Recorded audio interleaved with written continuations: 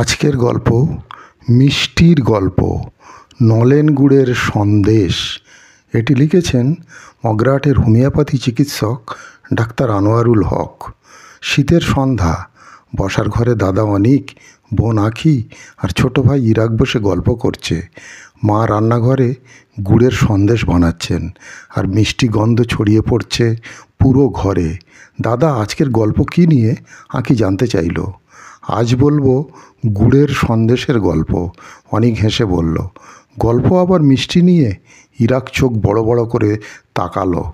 হ্যাঁ, জানো, গুড়ের সন্দেশ শুধু খেতে ভালো নয়, এর পিছনে অনেক ইতিহাস এবং ঐতিহ্যের গল্প আছে। অনেক বছর আগে বাংলার একটা ছোট্ট গ্রামে বাস করতেন মোহন দাস নামে এক মিষ্টি ব্যবসায়ী। শীতের দিনে গ্রাহক কম থাকায় তার ব্যবসা ভালো চলছিল না। চিনির দামও তখন বেশি ছিল, তাই মিষ্টি তৈরি করা কঠিন হয়ে যাচ্ছিল। একদিন তিনি ভাবলেন, চিনি ছাড়া কিভাবে ভালো মিষ্টি বানানো যায়। তখনই তার মনে পড়ল খেজুর গুড়ের কথা। তিনি খাঁটি খেজুর গুড় আর ছানা মিশিয়ে নতুন এক ধরনের সন্দেশ বানালেন। প্রথমে গ্রামের মানুষ এটি খেতে চায়নি, কারণ তারা চিনির সন্দেশেই অভ্যস্ত ছিল। কিন্তু একদিন এক জমিদারের বাড়ির অতিথিরা মিষ্টি চাইল।